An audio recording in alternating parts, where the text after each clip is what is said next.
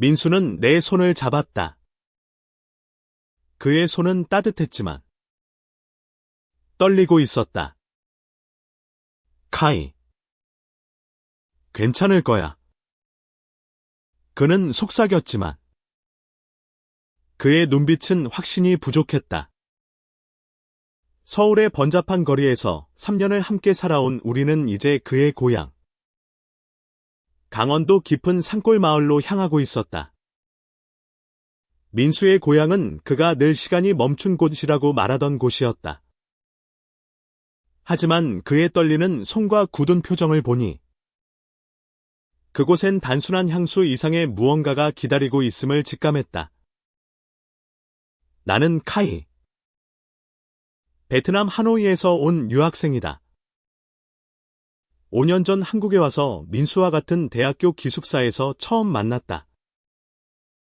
그는 내 룸메이트였고 곧 내 가장 가까운 친구가 되었다. 그리고 어느 순간 친구 이상의 감정이 우리 사이에 스며들었다. 민수는 내게 고향에 가자는 제안을 처음 했을 때 눈을 반짝이며 말했다. 카이. 우리 엄마가 만든 된장찌개를 먹으면 넌 한국을 더 사랑하게 될 거야. 하지만 그의 아버지에 대해선 단 한 번도 입을 열지 않았다. 기차는 강원도의 산맥을 따라 달렸다.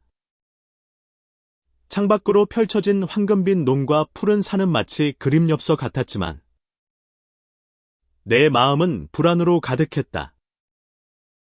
민수는 내 옆에서 이어폰을 끼고 음악을 듣고 있었지만 그의 손은 여전히 내 손을 놓지 않았다. 너희 아버지, 어떤 분이셔? 내가 조심스럽게 물었다. 민수는 잠시 멈칫하더니 미소로 대답을 대신했다. 그냥 아버지야. 기차가 작은 역에 멈추자 우리는 짐을 들고 플랫폼에 내렸다. 역은 한산했고 공기는 서울보다 훨씬 차가웠다. 멀리서 한 중년 남성이 우리를 향해 걸어오고 있었다. 그는 민수와 닮은 눈매를 가지고 있었지만 그의 표정은 차갑고 단단했다. 민수야. 그가 낮은 목소리로 불렀다. 민수는 내 손을 놓고 그에게 다가갔다. 아버지. 그 순간 남성의 시선이 나에게로 향했다.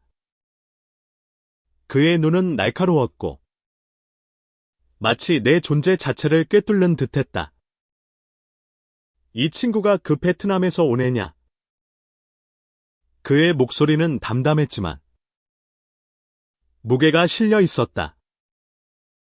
나는 고개를 숙이며 인사했다. 안녕하세요. 카이라고 합니다. 하지만 그의 눈빛은 따뜻함을 담고 있지 않았다. 민수는 어색하게 웃으며 말했다. 아버지. 카이는 제 친구예요. 그 단어. 친구. 그 말은 내 가슴을 묘하게 찔렀다. 민수는 내 손을 다시 잡았지만 이번엔 그의 손이 더 세게 떨리고 있었다. 그의 아버지. 최병철은 우리를 한옥이 늘어선 마을로 안내했다. 그의 집은 마을 끝자락에 자리 잡고 있었다. 오래된 한옥은 세월의 흔적을 고스란히 담고 있었고 대문 앞에는 민수의 어머니가 우리를 기다리고 있었다. 민수야. 이 친구가 카이. 민수의 어머니. 정옥은 따뜻한 미소로 나를 맞이했다. 그녀는 민수와 똑같은 미소를 지녔지만 그 뒤에 숨겨진 걱정이 눈에 보였다. 어서 와. 배고프지? 밥부터 먹자. 그녀는 우리를 집 안으로 이끌었다. 식탁에는 된장찌개와 각종 반찬이 차려져 있었다. 민수는 어머니 옆에 앉으며 활기차게 말했다. 카이, 이거 먹어봐. 엄마 된장찌개는 진짜 최고야. 하지만 병철의 시선은 여전히 나를 떠나지 않았다. 식사 내내 그는 말없이 밥을 먹었고, 가끔 민수와 나를 번갈아 바라보았다. 그때마다 민수의 손은 테이블 아래에서 내 무릎을 꽉 쥐었다. 나는 그의 불안을 느끼며 억지로 미소를 지었다. 음식이 정말 맛있네요. 내가 말했다. 정옥은 기뻐하며 더 많은 반찬을 내 앞에 놓았지만 병철은 단 한마디도 하지 않았다. 식사가 끝난 후 민수는 나를 마당으로 데리고 나왔다. 카이, 미안해. 아버지가 원래 저런 분이야. 그의 목소리는 떨렸고 눈에는 죄책감이 가득했다. 나는 그의 손을 잡으며 말했다. 괜찮아. 민수야. 내가 여기 있는 거 너 때문이야. 그는 나를 바라보며 미소를 지었지만 그 미소는 곧 어두운 그림자로 덮였다. 그날 밤 한옥의 작은 방에서 우리는 나란히 누웠다. 민수는 내게 등을 돌리고 있었지만 그의 숨소리는 불규칙했다. 카이. 그가 속삭였다. 내가 아버지한테 우리에 대해 말하지 않았어. 나는 그의 말에 놀라 고개를 돌렸다. 왜? 내가 물었다. 민수는 한참 동안 침묵하다가 대답했다. 아버지는 받아들이지 않을 거야. 그 순간 나는 그의 고향이 단순한 휴식이 아니라 우리 관계를 시험하는 전쟁터가 될지도 모른다는 것을 깨달았다. 창밖으로 보이는 달빛은 차갑게 빛났고 멀리서 들려오는 바람 소리는 불길한 예감을 전했다. 다음 날 아침 햇살이 한옥의 나무 창틀을 통해 방 안으로 스며들었다. 민수는 일찍 일어나 마당에서 어머니와 함께 채소를 다듬고 있었다. 나는 그 모습을 보며 잠시 마음이 따뜻해졌다. 하지만 병철의 존재는 여전히 내 마음 한구석을 무겁게 눌렀다. 아침 식사 후 민수는 나를 마을로 데리고 나갔다. 카이, 여기 우리 동네 자랑 좀 해줄게. 그는 평소처럼 밝게 웃으며 내 손을 잡았다. 우리는 좁은 골목길을 따라 걸으며 마을의 오래된 우물과 100년 된 느티나무를 지나쳤다. 민수는 어린 시절 이야기를 들려주었다. 저기 저 우물에서 친구들이랑 물장난 치다가 엄마한테 엄청 혼났었지. 그의 목소리는 가벼웠지만 나는 그의 눈에 깃든 외로움을 놓치지 않았다. 마을 끝자락에 다다랐을 때 우리는 작은 언덕 위에 있는 정자에 앉았다. 민수는 바람을 맞으며 말했다. 카이, 여기 오니까 옛날 생각이 많이 나. 근데 이상하게 마음이 무거워. 나는 그의 손을 잡으며 물었다. 아버지 때문이야. 민수는 고개를 끄덕였다. 아버지는 내가 서울로 간 뒤로 거의 말 안 하셨어. 내가 기대에 못 미쳤다고 생각하시는 것 같아. 그의 말이 내 가슴을 아프게 찔렀다. 민수는 늘 밝고 낙천적인 사람이었지만 그의 내면에는 가족에 대한 깊은 상처가 있었다. 나는 그의 어깨에 손을 올리며 말했다. 민수야. 넌 충분히 멋진 사람이야. 아버지가 뭐라 하든 내가 너 좋아하는 거 변하지 않아. 민수는 나를 바라보며 미소를 지었다. 고마워. 카이. 너만 있으면 나 진짜 괜찮아. 하지만 그 순간 멀리서 병철의 모습이 보였다. 그는 느린 걸음으로 우리를 향해 다가오고 있었다. 민수는 황급히 내 손을 놓고 자리에서 일어났다. 아버지. 여기서 뭐 하세요? 민수의 목소리는 떨렸다. 병철은 정자 옆에 멈춰 서서 나를 똑바로 바라보았다. 카이. 너 혼자 얘기 좀 하자. 그의 말에 민수의 얼굴이 굳어졌다. 아버지. 왜 그러세요? 카이는 손님이에요. 하지만 병철은 민수를 무시하고 나를 가리켰다. 따라와. 나는 망설였지만 민수의 눈빛이 괜찮아라고 말하는 듯해 고개를 끄덕였다. 우리는 병철을 따라 언덕 아래로 내려갔다. 병철은 마을 외곽의 작은 밭으로 나를 데려갔다. 그는 삽을 들고 땅을 파며 말했다. 너.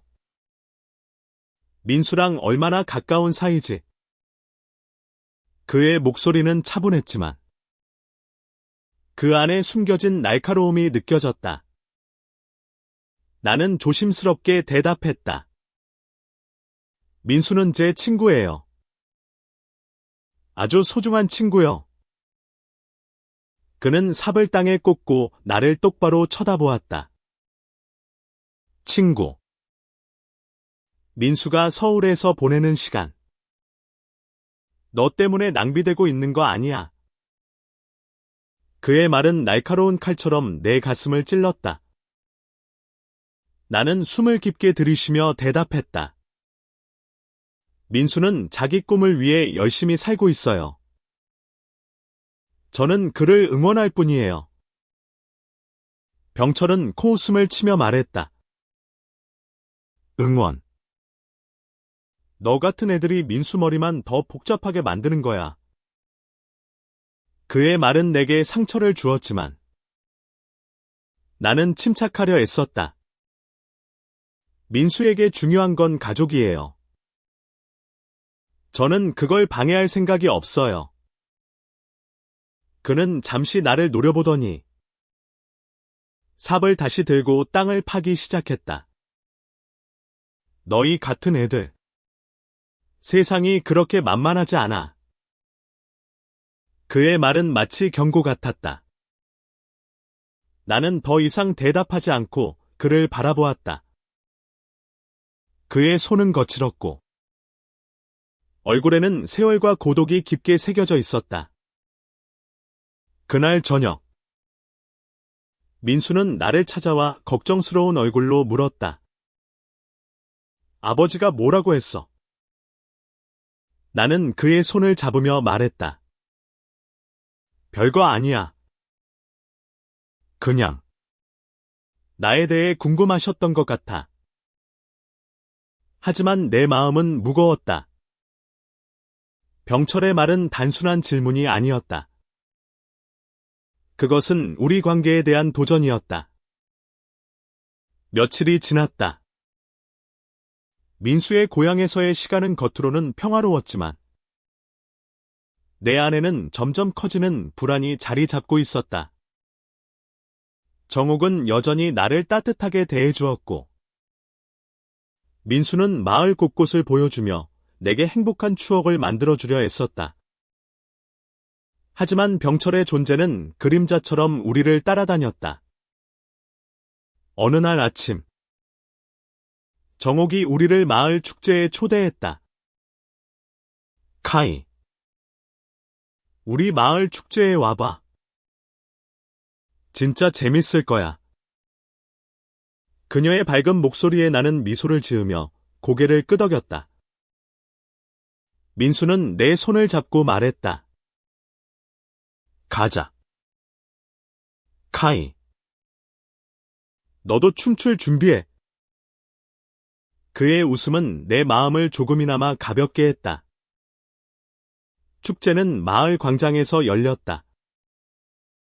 주민들이 모여 전통 음악을 연주하고 강강술래를 추며 웃음소리가 가득했다. 민수는 나를 끌고 춤판에 뛰어들었다. 그의 손은 따뜻했고 우리는 서로를 보며 웃었다. 그 순간만큼은 병철의 차가운 시선도 우리의 불확실한 미래도 잊을 수 있었다. 하지만 행복은 오래가지 않았다. 축제 한가운데 병철이 나타났다. 그는 주민들과 함께 술을 마시고 있었지만 그의 시선은 여전히 우리를 향해 있었다. 민수는 그의 아버지를 보자마자 내 손을 놓았다. 카이. 잠깐만에 그는 급히 아버지에게 다가가 무언가를 속삭였다. 나는 멀리서 그 모습을 지켜보았다.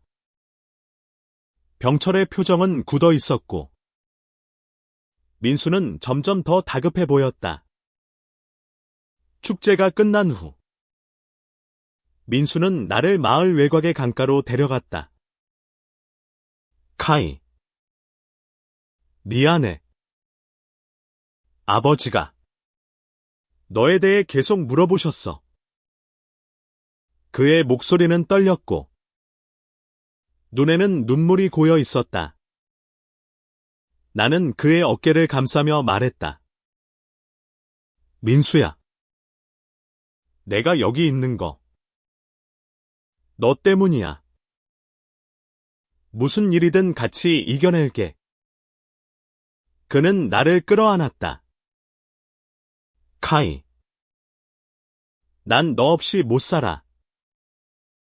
근데 아버지가 우리를 이해할 수 있을까? 그의 말은 내 가슴을 아프게 했다. 나는 그의 머리를 쓰다듬으며 말했다. 우리가 서로를 사랑하는 게 잘못은 아니야. 아버지도 언젠가 이해할 거야. 그날 밤 나는 잠을 이루지 못했다. 민수의 고른 숨소리를 들으며 나는 우리의 미래를 생각했다.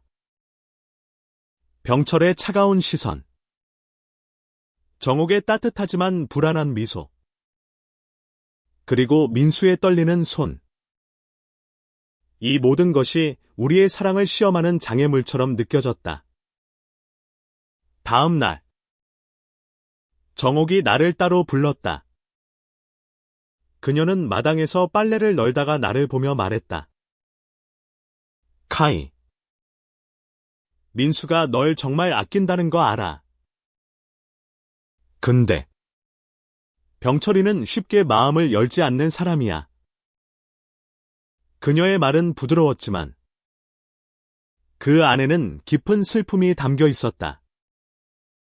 민수가 어렸을 때부터 병철이는 아들에게 너무 많은 걸 기대했어.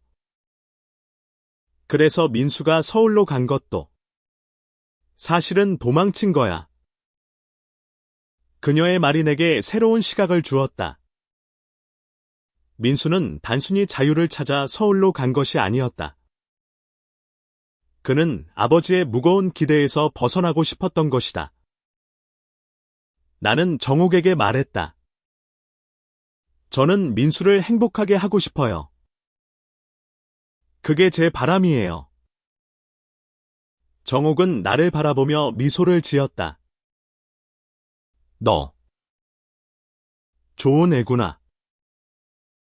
근데 병철이를 설득하는 건 쉽지 않을 거야.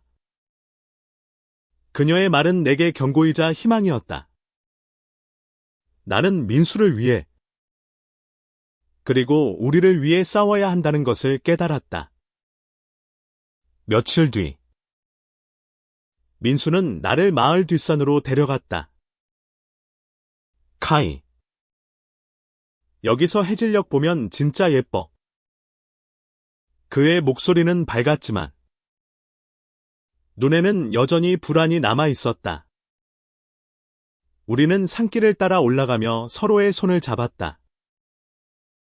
산 정상에서 바라본 마을은 황금빛으로 물들어 있었다. 민수는 내 옆에 앉아 말했다. 카이. 난 여기서 자라면서 늘 뭔가 갇혀있는 기분이었어. 아버지는 내가 마을을 떠나지 않길 바랐거든. 그의 말은 내게 그의 어린 시절을 더 깊이 이해하게 했다. 근데 너 만난 뒤로 난 진짜 자유를 느꼈어. 그의 말에 내 가슴이 따뜻해졌다. 민수야. 나도 너 덕분에 한국에서 집 같은 느낌을 받았어. 나는 그의 손을 잡으며 말했다. 우리가 같이 있으면 어디든 집이야. 민수는 나를 끌어안았고 우리는 해질녘을 바라보며 서로의 온기를 느꼈다. 하지만 그 순간 병철의 목소리가 우리를 갈랐다. 민수야. 집으로 돌아와. 그는 산길 아래에 서 있었다. 그의 얼굴은 어두웠고 손에는 농기구를 들고 있었다. 민수는 놀라며 자리에서 일어났다. 아버지. 왜? 병철은 나를 똑바로 바라보며 말했다. 카이. 너 오늘 밤까지 짐 싸. 내일 아침 서울로 돌아가. 그의 말은 단호했고 마치 명령 같았다. 민수는 다급히 말했다. 아버지. 왜 그러세요? 카이는 제 친구예요. 친구. 병철은 코웃음을 치며 말했다. 내가 바보인 줄 아냐? 너희가 무슨 사이인지 다 알아. 그의 말은 내 심장을 멈추게 했다. 민수의 얼굴은 창백해졌고 그의 손은 내 손을 더 세게 쥐었다. 아버지. 제발, 민수는 떨리는 목소리로 말했다. 하지만 병철은 단호했다. 민수야. 넌 이 마을 사람이야. 내가 뭘 하든 이곳을 떠날 순 없어. 그리고 너 같은 애들이랑 어울리는 건 용납 못해. 나는 그의 말에 분노가 치밀었지만 민수를 위해 침착하려 애썼다. 최 아저씨. 저는 민수를 사랑해요. 그게 잘못인가요? 내 목소리는 떨렸지만 단호했다. 병철은 나를 노려보며 말했다. 사랑. 그딴 감정 때문에 내 아들 인생 망치게 둘 순 없지. 그는 민수를 잡아 끌며 산 아래로 내려갔다. 민수는 나를 돌아보며 말했다. 카이. 미안해. 그의 눈에는 눈물이 고여 있었다. 나는 그를 붙잡고 싶었지만 그의 아버지의 단호한 모습 앞에서 망설였다. 그날 밤 나는 민수의 방에서 홀로 앉아 있었다. 그의 어머니가 문을 두드리며 들어왔다. 카이. 병철이가 화가 나 있는 거야. 하지만 민수를 위해서라도 너희가 포기하지 않았으면 좋겠어. 그녀의 말은 내게 작은 희망을 주었다. 다음 날 아침 나는 짐을 쌌다. 민수는 내 옆에서 말없이 앉아 있었다. 그의 눈은 붉게 충혈되어 있었다. 카이. 미안해. 내가 아버지를 설득할게. 그의 목소리는 간절했지만 힘이 없었다. 나는 그의 손을 잡으며 말했다. 민수야. 내가 떠나는 게 너를 위한 거라면? 난 괜찮아.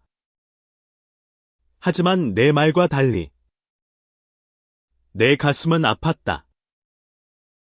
민수는 고개를 저으며 말했다. 아니야. 카이. 난 너 없으면 안 돼. 그때 정옥이 방으로 들어왔다. 카이. 병철이 널 마당으로 부른다. 그녀의 표정은 복잡했다. 나는 민수의 손을 놓고 마당으로 나갔다. 병철은 나를 기다리고 있었다. 그의 손에는 작은 상자가 들려 있었다.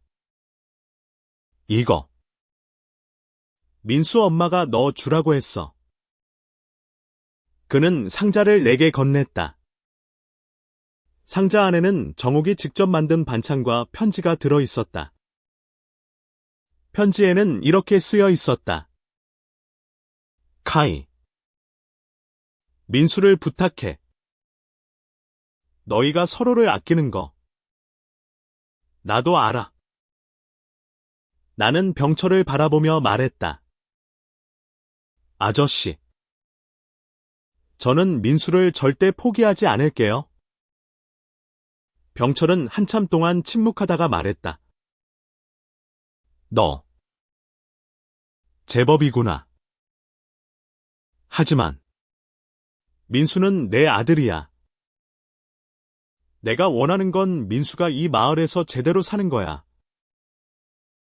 그의 말은 여전히 단호했지만 나는 그의 눈에서 미세한 흔들림을 보았다. 그는 민수를 사랑했지만 그 사랑은 그의 고집과 얽혀 있었다. 나는 고개를 숙이며 말했다. 저도 민수를 사랑해요. 그 사랑이 민수를 더 행복하게 할 거예요. 병철은 대답하지 않고 집 안으로 들어갔다. 나는 상자를 들고 민수에게 돌아갔다. 민수는 편지를 읽으며 눈물을 흘렸다. 엄마가 우리를 응원해줘. 그의 목소리는 떨렸지만 희망이 담겨 있었다. 그날 오후 우리는 마을을 떠나기 위해 역으로 향했다. 민수는 아버지와 작별 인사를 나누지 않았다. 그는 내 손을 잡으며 말했다. 카이. 우리가 서울로 돌아가면 같이 미래를 계획하자. 나는 그의 손을 마주 잡으며 고개를 끄덕였다. 서울로 돌아온 우리는 다시 일상으로 돌아갔다. 하지만 민수의 마음은 여전히 무거워 보였다. 그는 종종 고향에서의 일을 떠올리며 한숨을 쉬었다. 카이. 내가 아버지를 실망시켰어. 그는 어느 날 밤 내 옆에서 조용히 말했다. 나는 그의 손을 잡으며 말했다. 민수야. 너는 누구를 위해서도 내 자신을 잃을 필요 없어. 우리가 함께면 뭐든 할 수 있어. 민수는 나를 바라보며 미소를 지었다. 너 진짜 내 인생 최고의 선물이야. 며칠 뒤 민수는 아버지에게 편지를 쓰기로 했다. 그는 밤새 편지를 쓰며 자신의 마음을 털어놓았다. 아버지. 저는 카이를 사랑해요. 그게 제 행복이에요. 나는 그의 편지를 읽으며 눈물이 났다. 민수는 자신의 사랑을 당당히 드러내고 있었다. 편지를 보낸 후 우리는 답장을 기다렸다. 며칠이 지나도 답장은 오지 않았다.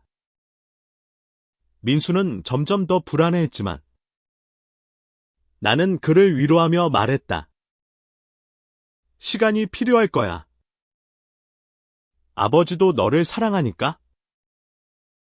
그러던 어느 날 병철에게서 전화가 왔다. 민수는 떨리는 손으로 전화를 받았다. 민수야. 너희 집에 올게.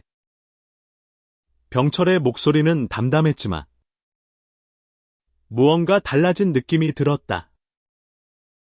병철은 서울의 우리 작은 아파트에 도착했다. 그는 민수와 나를 마주보고 앉아 있었다. 그의 얼굴은 여전히 단단했지만 눈에는 미묘한 변화가 있었다. 민수야. 내 편지 읽었다. 그는 천천히 말을 꺼냈다. 민수는 긴장한 얼굴로 말했다. 아버지. 저 진심이에요. 병철은 한참 동안 침묵하다가 말했다. 나도 너를 사랑한다. 민수야. 근데 이건 내가 이해하기 힘들어. 나는 그의 말에 조심스럽게 끼어들었다. 아저씨. 저희는 서로를 아껴요. 그게 민수를 더 강하게 만들었어요. 병철은 나를 바라보며 말했다. 너 진짜로 민수를 아끼는구나. 그는 한숨을 쉬며 말했다. 내가 너희를 막은 건 세상이 너희를 힘들게 할까 봐서야. 그의 말은 처음으로 진심이 담겨 있었다. 민수는 눈물을 흘리며 말했다. 아버지. 저 괜찮아요. 카이가 있으니까. 몇 달 뒤. 우리는 다시 민수의 고향으로 돌아갔다. 이번엔 병철도 우리를 따뜻하게 맞이했다. 그는 여전히 말수가 적었지만 그의 눈에는 받아들임의 빛이 있었다. 정옥은 우리를 끌어안으며 말했다. 너희가 행복하면 그걸로 됐어. 민수와 나는 마을 축제에 다시 참석했다. 이번엔 병철도 우리와 함께 춤을 췄다. 그의 어색한 춤사 위에 우리는 웃음을 터뜨렸다. 그 순간 나는 우리의 사랑이 단순한 감정이 아니라 서로를 이해하고 받아들이는 여정임을 깨달았다. 민수는 내 손을 잡으며 말했다. 카이. 우리가 여기까지 왔어. 나는 그의 손을 마주 잡으며 말했다. 그리고 앞으로도 같이 갈 거야. 달빛 아래. 우리는 서로를 바라보며 미소를 지었다. 우리의 사랑은 세상의 편견을 이겨냈고, 이제 새로운 시작을 앞두고 있었다.